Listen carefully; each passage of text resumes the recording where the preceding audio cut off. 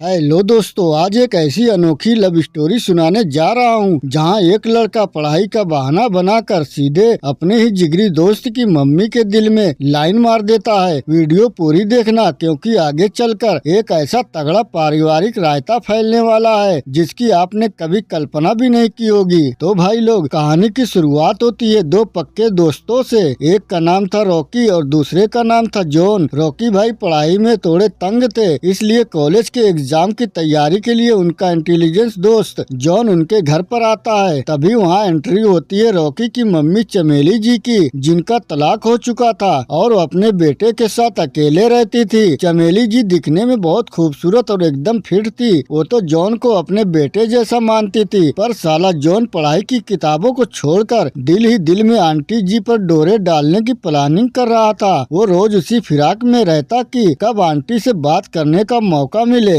एक रात जॉन भाई को नींद नहीं आ रही थी, तो वो पानी पीने के बहाने नीचे हॉल में आते हैं। वहाँ चमेली जी अकेले बैठकर अपनी उदासी दूर करने के लिए वाइन पी रही थी। आंटी जैसे ही जॉन को पानी देने उठती हैं, जॉन भाई तो उनकी खूबसूरती देखकर वहीं लट्टू हो जाते हैं। जॉन पानी पीता है और फुल हिम्मत जुटाकर सीधे बोलता है, आंटी मैं आपसे बहुत प्यार करता हूँ। आंटी जी तो सन्न रह गयी। वो गुस्से में बोली, ओए लड़के, नींद में बहक रहा है क्या? मैं तेरी माँ जैसी हूँ। पर जॉन भाई जब आगे बढ़े तो आंटी ने आओ देखा न ताओ खींचकर एक तगड़ा तमाचा जड़ दिया और बोली, उम्र छोटी है, तमीज में रहो वरना घर से बाहर निकाल दूंगी। जॉन भाई अपना गाल सहलाते रह गए। अगले दिन शर्मिंदगी की वजह से जॉन रॉकी के घर नहीं जाना चाहता था, पर रॉकी के बार बार फोन करने पर वो फिर आ जाता है। रात को सब साथ में खाना खाते हैं। खाना खाने के बाद चमेली जी अकेले बैठे सोच रही थी कि जॉन के उस इजहार ने उनकी जिंदगी के सूनेपन को कहीं न कहीं जगा दिया था।